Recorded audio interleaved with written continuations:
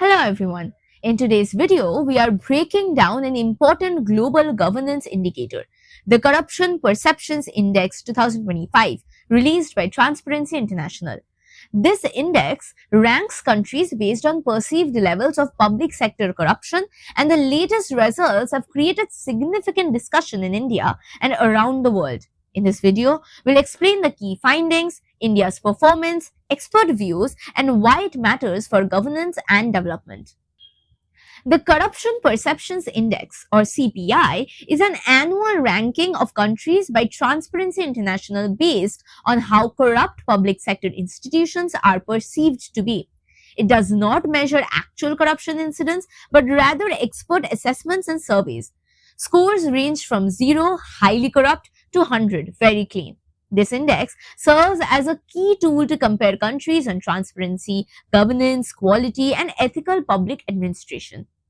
In the 2025 edition of the CPI, covering data from 2024, we see a mixed picture globally. Some countries improved their scores, suggesting strengthened transparency and anti-corruption framework. Others slipped, indicating concerns over political influence on institutions and lack of accountability. Overall, global average has remained stagnant, highlighting ongoing systematic challenges. So where does India stand? In the CPI 2025, India scored 40 out of 100 and is ranked 87th out of 180 countries. This means that India is perceived to have moderate levels of public sector corruption relative to other countries. Compared to the previous years, India's score has shown marginal change, with slight fluctuations driven by judicial reforms, anti-corruption investigations, and institutional performance. Experts and analysts interpret India's CPI position in a few key ways. Regulatory institutions are functional.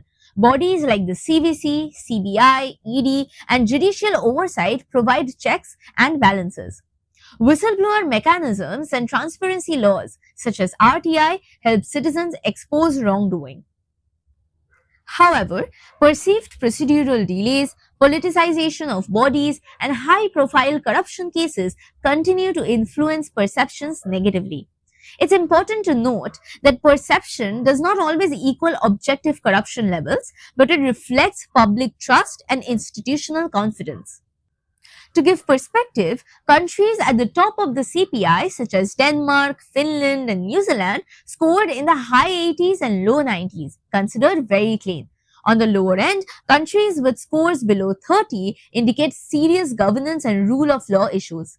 India's position around the 40 mark places it in the middle, better than many developing economies, but still behind several peers in Asia, such as Japan, Singapore, and South Korea.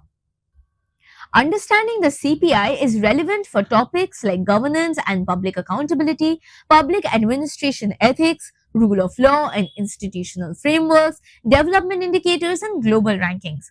A higher CPI score usually correlates with better investor confidence, stronger institutions, and improved ease of doing business. It also influences foreign aid, global partnership, and diplomatic relations.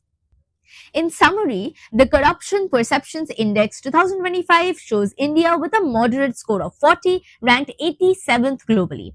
While the country has strong legal frameworks to combat corruption, perceptions are shaped by delays, enforcement challenges, and high-profile controversies.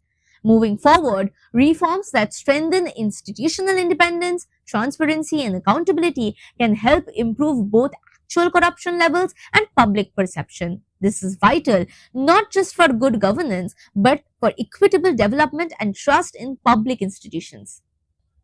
If this video helped you understand the CPI 2025 and India's performance, please like and share. Comment down below which global index or governance topic you want explained next. Arambagh Pathshala.